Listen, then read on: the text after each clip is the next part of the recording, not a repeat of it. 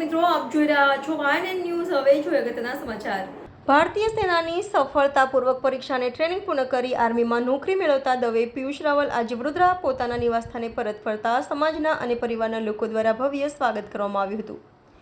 દેવ પિયુષ રાવલને ઘોડા પર બેસાડીને ફૂલોનો વર્ષા કરી અને ફટાકડા ફોડીને ભવ્ય સ્વાગત કરવામાં આવ્યું હતું. વડોદરા શહેરવાળા વિસ્તારમાં રહેતા દવે પિયુષ રાવલ ભારતીય સેનાની પરીક્ષા અને ટ્રેનિંગ પૂર્ણ કરી હતી. વડોદરાનો યુવાન ઇન્ડિયન આર્મીની અગ્નિવીર સેનામાં સિલેક્ટ થયો.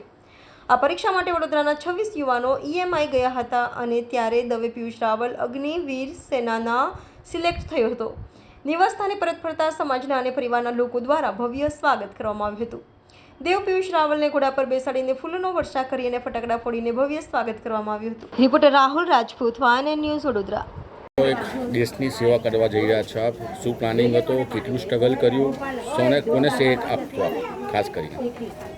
પ્લાનિંગ તો મારો પહેલાંથી જ નાનપણથી જ હતું અને હું ત્યાર પછી NCCમાં પણ હતો 3 વર્ષ. NCC સર્ટિફિકેટ હોલ્ડર છું અને ત્યાર પછી મારા પપ્પાએ મમ્મીએ મને બહુ જ પ્રોત્સાહન કર્યો આના માટે અને આનો મને ખૂબ જ ઉત્સાહ છે કે હું અત્યારે ટ્રેનિંગ પતાવીને આવ્યો છું અને હું હવે દેશની સેવા માટે જઈશ.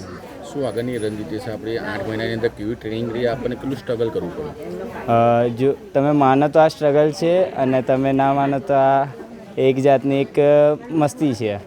જો તમે માની લીધું કે આ તમને બહુ જ હાર્ડ પડે છે તો તમે છોડીને આવતા રહેજો, પણ જો તમે માની લીધું કે ના તમારે કરવું જ છે તો તમારા માટે એક રમત છે. Subscribe now and press the bell icon.